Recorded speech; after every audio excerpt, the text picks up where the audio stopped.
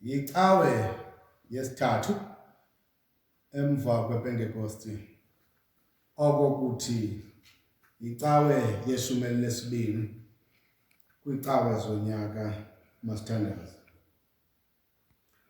Nkosi Yesu Kristu, uyasixelela uba singoyiki, sivavanye ukuze sikudele ukuthina, sikhuthaze ukuba sizibeke esichengeni njengedini ukuze sifumane ubomi obuqhelekileyo obuwabuthembisayo.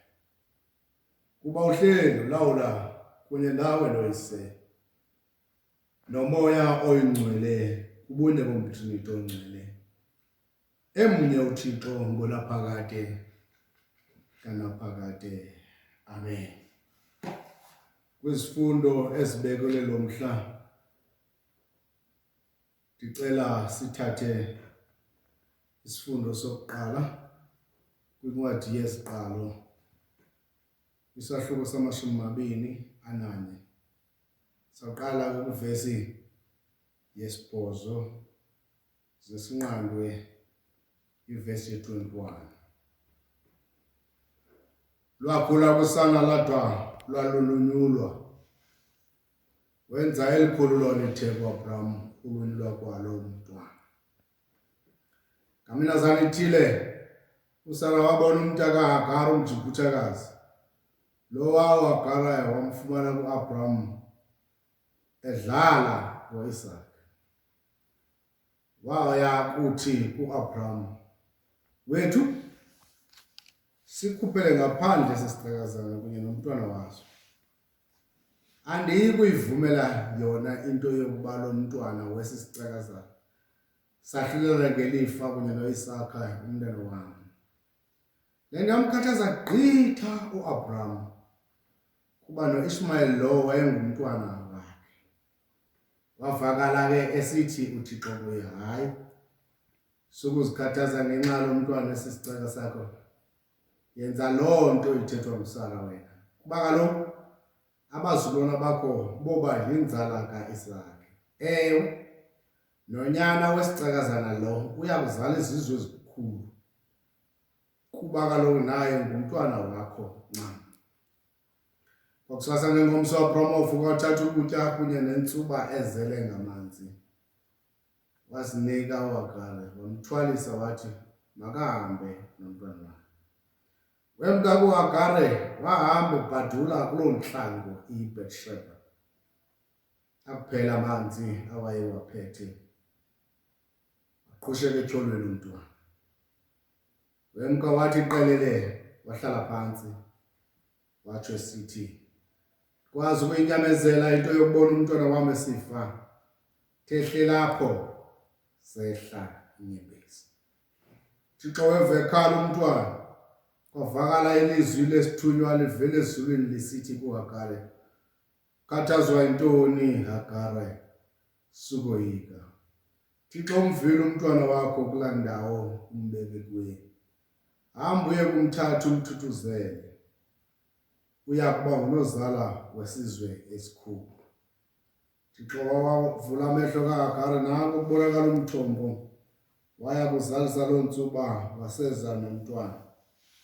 Thixo wamgcina lo mntwana, wakhula ehlala kuloo ntlango yaseParani, waba yincutshe yomzingeli. Unina wamthathela intombi yomJibhuthakazi. Liveni ilizwi leNkosi. Abulelwe uThixo. Ndibulisa ke kuwo wonke umntu ondiphulaphuleyo esekhaya, ndisithi ke ngamanye amazwi omlomo wam, izicabango zentliziyo yam zingamkeleka kweNkosi Msindisi nomhlawuleli wam, egameni loYise, eloNyana neloMoya oyingcwele. Amen. Kwezi zifundo zanamhlanje ndiphinde ndakhetha kule ncwadi yeziqalo apho uThixo aphuhliswa njengoThixo obonelelayo, aphuhliswa njengoThixo ozaziyo nozazelelayo iintsizi zethu. apho kukuba umnandi novuyo luba khona nobubi. Apha le family kaAbraham noSarah ibihleli ngoxolo nothando. Eyincamile into yokuba uSarah akazabe naye umntana. Ngoku usana lugqibile unyaka olungu-Isakhe. Kulaa vesi yesibhozo siqale ngelwethu kwenziwa itheko elikhulu lokulumla umntana. Kungenye imini ke ngoku apha uSarah njengenkosikazi enkulu kaAbraham ubona umntana wakhe edlaliswa ngumntwana kaHagari. Ndikhalele into yoba siyiqonde umahluko phakathi kwezi ages zabantwana. Lo ongu-Ishmayeli iminyaka yakhe i-13 ekunyaka we-14 yi-20 noko sethe dlandlu kwimeko yokungena ebuntwini. Lo kaSarah ugqibe unyaka yi-20 sibhadadana somntu ongekaqondi into. Kodwa ngoku into efikayo kuSarah yinto ethi ewe noba sasivumelelana ukuba uAbraham makangene umJibhithekazi osisicaka uHagari ukuze kuzuze u-Ishmayeli.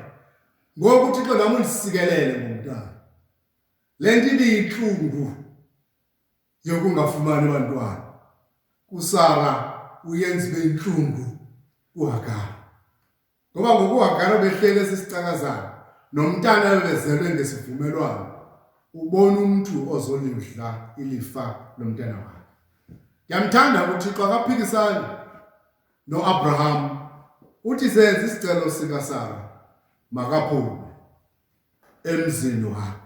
Kodwa akho nto ndiyithanda kwesi sifundo njengoba sekunjalo uThixo uvela njengoThixo ozivayo izikhalo zabantu. Ethafeni entlanga kude kwaAbraham aphelile amanzi entsubeni.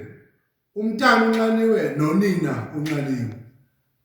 Kwimeko lolo hlobo uHagari ubona engenambukela umntana wakhe esifa ngoba amanzi aphelile entubeni. Mphulaphula kubomi bethu akaphela amanzi entubeni.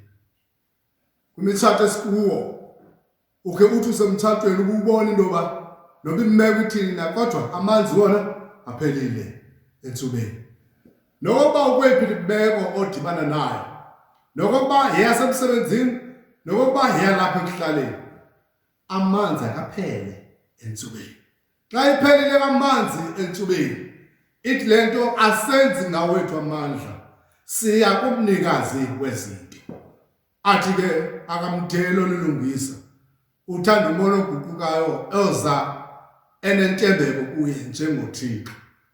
Ndisivile isikhalo sakho Hagara, ndaze ndaluva nosana lukhala ejogweni. Ndihlileke ukuze ndinihlangule. Kuthiwa ke wawavula amehlo kaHagari ukuba ajonge, watsho wabona amanzi ampompozayo, wakha wagcwalisa intsuba yakhe waze waseza nomntwana. Bazalwane, kwimeko esikuzo sisazolungiselela. Kunqalo esikulo khona umniki manzi wobomi, umnikazi wethu uThixo othi thina ngeNdumiso 100 verse 4 thina singabantu bakhe sizigusha zedlelo lakhe. Uyakwazi esikudingayo singekaceli, uyakwazi okuyimfuneko kubomi bethu singekazandlali kuye. Lo Thixo othi izinto xa ziphela asilungiselele, ikwangulo Thixo wamlungiselelayo uHagari awuphela amanzi entubeni. Bantakwethu, isimo esikuso uthi wawujonga kwecala, ujonge kulaa kona, ubone isimo se-desperation, ubone komile ngokwemeko zabantu, ubone amanzi ephelile entubeni. Uba ngajonga elowo nalowo akayiboni direction ngenxa yengqokolo esizibona sikuyo. Owethu Thixo angasifa. Owethu Thixo uba siyamthandaza singenakumbi, angawuva umthandazo wethu. Sigcwala kule meko yobumnyama, sigcwala nakule meko yelityholo lecorona. Ewe singabantwana besisizwe sithathe sazibona sikwimeko yetholo laphaya enhlanga eBersheba. Kodwa urhulumente apha kule meko sikuyo uvela enguHagari, umuntu onolungiselelo nomuntu othetha abize apha noncedakala khona. Sizibonile zonke izinto ezilungiselelwe kubomi bethu, ngoku isimo sithi thina masihlale etholweni. Ngikhalela kaba nokuba uphila, nokuba ukwephi khona, uchaphazelwe sesifo secorona okanye udibene nomuntu obonayo wasibona kwimeko yokubeka ecaleni. Sazi uThixo akenza ngamistake noIshmayeli ngexesha lokuphela kwamanzi kwintlango yaseParan, wambeka etholweni bucala ukuze amlungiselele. Wambeka kwi-quarantine elithole ukuze umntwana angabethwa lugquthe, abethwe ngumoya wasentlango. Kodwa sekunjalo siva into yokuba wambeka nje wamkhalala, siva kuthiwa zehla iinyembezi emthandaza uThixo uHagari ukuze ezenecebo. Yile nto livakalayo ilizwi elithi, Hagari, ngikuvile ukukhala kwakho, ndasiva nesikhalo somntana wakho. Hamba umbambe ngesandla umgodle. Nakule meko sikuyo, Thixo usazosiva. Nakweli litholo lobunzima lesifo sixakene nesimo nokutshintsha kwe-economy yelizwe, iinkokheli zethu zixakile uba mazenze njani. Ndifuna ukuthi uThixo usazalukhupha kweli thobo, usazosibonisa umjelo wamanzi ukuze siyeke ukufokasa kuphela esifeni, kodwa sifokase nakwimeko zokusinceda isifo. Nangelinye ixesha sidibene nale meko, kodwa wethu uThixo unguThixo olulungiselelo, unguThixo othi usivile ukukhala kwethu. Sithandaze imihla yonke uzawusenzela inceba. Usazasikhupha kwitholo lecorona, usazasikhupha kwi-quarantine esibuzo, usazasikhupha kwi-self-isolations. uThixo iprovider, nabasachaphazelekayo namhlanje usazawulenza ulungiselelo. Elowo nalowo njengokwetshilo upresident makadlale indima yakhe ukuze sife esi sifo sisuke kubomi bethu. Elowo nalowo makadlale indima yakhe ukuze ngendlela ezibekwe yeyimiqathanga umuntu awubambe ngendlela eyiyo ukuze sibe nokuphuncuka kwimeko esizibona sikuyo. Ewe, uThixo uthi kuHagari, ndikuvile ukukhala kwakho, ukanti nesikhalo somntana ndisivile etholweni. Ngoku ndihleli ukuze ndilihlangule. Awananele la mazwi, nihleli nikwelo themba lokuThixo nakule meko uyakusihlangula, masamkele intsikelelo. Thixo ngamandla onke ogqitha konke ukuqonda, makasinike intsikelelo engenakususwa kuthi maxesha onke, kuze ngawo onke amaxesha sibize igama likaKristu Yesu livuselele ithemba kubomi bethu. Kuloko nako silondoloza sigcine singenakuqhubeka singenabala sime phambi koThixo omele umntule yedwa, simnike imbeko obukhulu uzuko namandla. Manje intsikelelo kaThixo ngamandla akuyisunyana umoya ongcwele hlale kuwo emakhaya nakwindawo enikuzo, uKristu Inkosi yethu. Amen.